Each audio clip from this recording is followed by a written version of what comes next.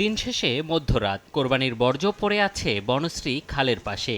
১২ ঘণ্টায় অপসারণের লক্ষ্য থাকলেও এই এলাকায় দেখা যায়নি পরিচ্ছন্নতা কর্মীদের। দুর্গন্ধের ভোগান্তিতে এলাকাবাসী।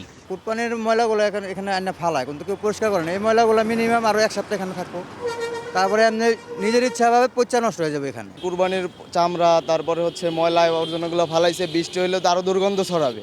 একইভাবে রাতভর কোরবানির বর্জ্য পড়েছিল বারিধারা আবাসিক এলাকায়। অভিযোগ, মাংস না দেয়ায় বর্জ্য নেয়নি পরিচ্ছন্নতা কর্মীরা। জোর জবরদস্তি করে যে আর কি ওরা আমাকে মাংস দিল না, তাহলে ওখান থেকে ময়লা আমি নেব না। এটা আমাদের সমস্যা হয়ে যাবে, গন্ধ আজ হবে, বিভিন্ন সমস্যা হয়ে যাবে। তবে বর্জ্য অপসারণ শুরুর ৫ ঘণ্টা পর ব্রিফিং ডেকে ১২ ঘণ্টায় অপসারণের দাবি করেছিলেন উত্তরের প্রশাসক।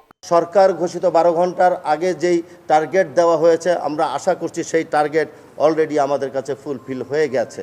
আর নির্দিষ্ট স্থানে কুরবানি না দেওয়াকে দুষলেন দক্ষিণের প্রশাসক। বলেন, নগরবাসীর অসচেতনতায় বর্জ্য সংরক্ষণে বেগ পেতে হয়েছে তাদের। একবার আমরা করালাম, আবার যদি কিছুক্ষণ পরে আবার নতুন করে ফেলে, আর সারাক্ষণ তো আর কেউ পাহারা দিতে পারে না। অপসারণ শুরুর ৫ ঘণ্টায় উত্তর সিটি কর্পোরেশন ৭,০০০ টন ও ৬ ঘণ্টায় দক্ষিণ সিটি কর্পোরেশন ১৫,০০০ টন বর্জ্য অপসারণ করে। এম এ আজিম, সময় সংবাদ, ঢাকা।